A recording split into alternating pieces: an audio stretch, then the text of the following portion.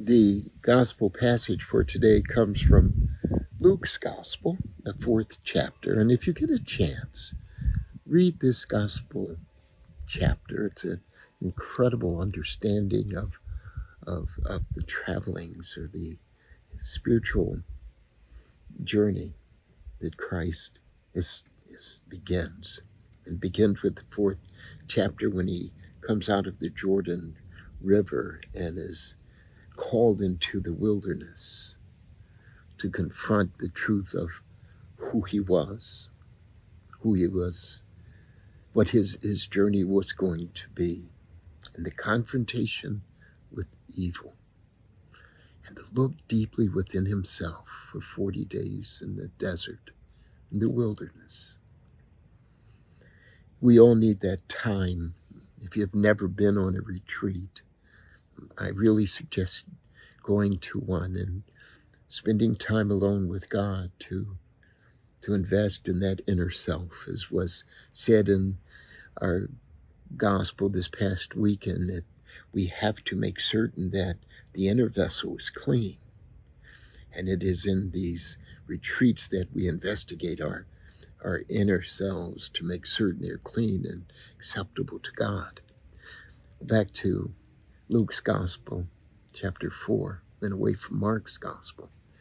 In this gospel passage today, we learn that Christ is now, after he leaves Nazareth and the people are about to throw him off of a cliff, he comes into Capernaum and goes to the synagogue and begins to teach. And while there, he is confronted by a man with a demon. And he demands that the demon comes out of him as the demon says, "We know who you are. You are the Son of God." Interesting that the only one who knows who he is evil, because evil understands who is its conqueror. And his mission is then right there replete in front of us, that he is the one that is going to overcome death and evil.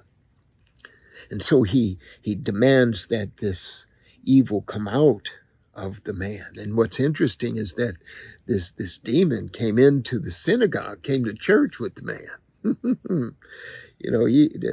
Evil can go wherever it wants to go, wherever it's allowed to go. But Christ demands that he come out of him, and he throws the demon out of the man, but he does not throw the man out of the church.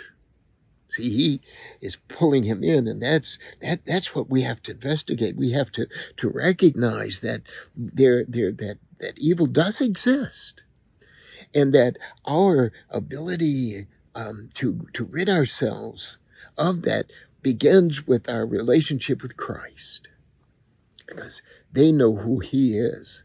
So we need to know who he is. We need to accept that this is the Christ that is going to enter us. This is the Christ that will save us. This is the Christ that we wake up every morning and say, "Lord, what are we going to do today?" By the way, I do have this t-shirt on. "Lord, what are we going to do today?" And that's our journey, is it not?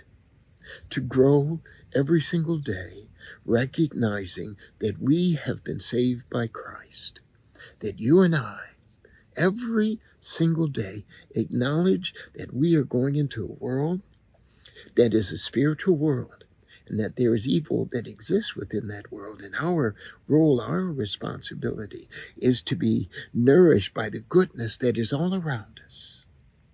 The one that has overcome death is all around us in the beauty of the world.